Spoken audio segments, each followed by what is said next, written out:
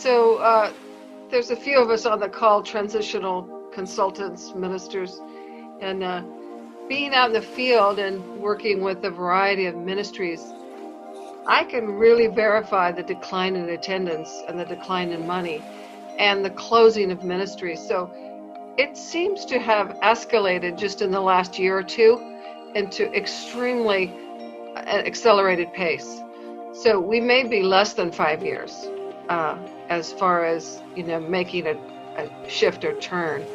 I don't know. I mean, none of us really know, but I just wanted to say that as someone out in the field, and there's others on the phone that are out there too that could say that we've been talking about the sky falling for some time, but it just really feels like it's doing it rather at an escalated pace right now. So we really need to pay attention. Yeah. Right. And so let me just comment, and then Pat, you can chime in.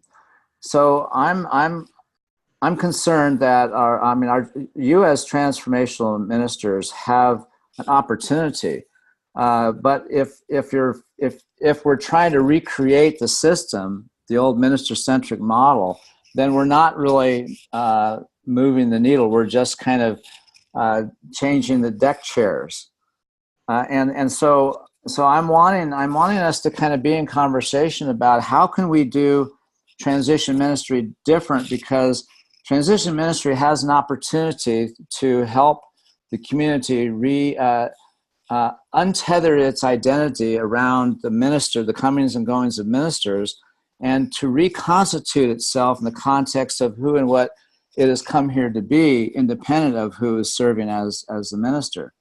Part of our challenge with our current system as a denomination in New Thought is that the minister kind of alters the identity of the church. With each new minister, it changes the kind of chemistry that has to be a kind of adjusted to before the new person kind of can make any headway.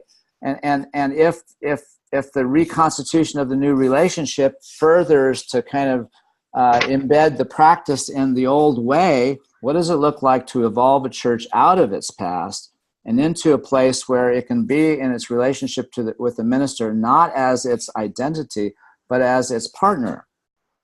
And how can that partnership be one in which the new minister coaches the ministry into the fulfillment of its purpose, as opposed to become the arbiter of what that purpose is, and then kind of does their thing until it can't be done anymore or can't be funded anymore.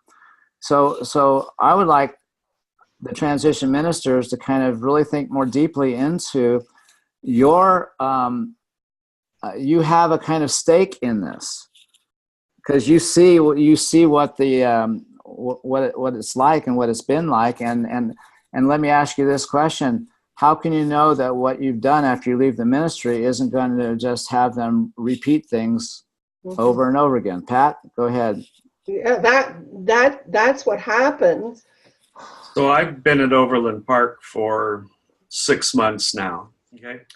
So you haven't introduced any of these concepts that Gary's been talking about today? Oh, yeah. So I've introduced the idea of the giving as source, and the board just loves it. The idea to give to what they want to see thrive in the world. And it changed their whole perspective on how they gave the church gifts. They look forward to that conversation, where before it was an agony. I've started slipping the concept of partnering into language that I use occasionally on Sundays or in board meetings and stuff like that. Have you introduced the concept of the automatic giving, and how's that going? Yeah, we did that. We started that in December. I signed us up with Tithely, and we had, so that's part of our conversation. We have it on our website. We have it on our Facebook page right next to where we stream our Sunday service. And as part of that streaming, we tell the community out there in the internet land that there's that button you can push right there beside your window that you also can be part of the funding the mission of this church, you know. And we had a membership class last night, Wednesday night. And so that was part of our conversation, the consistent giving, whether it was through Tithely or through their bank draft or whatever, and all like that. So that's just in germination stage, but it's part of what we talk about. It's in the bulletin, it's on the website, it's on our slides on Sunday. So the idea was, in support of David, was to make sure that his work there really sets the church up to begin to help them build their own identity around their purpose, as opposed to looking to the next minister to rescue them from themselves. And so the things that David is working with right now, I'm coaching him in terms of supporting that effort, as well as he is familiar with what is down the road. So he has information about the integral membership system and how that works to support the new funding model.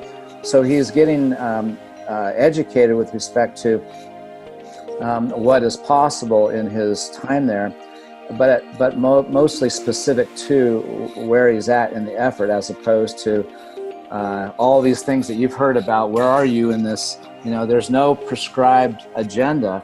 I'm wanting him to have the experience of taking a ministry through a transitional process.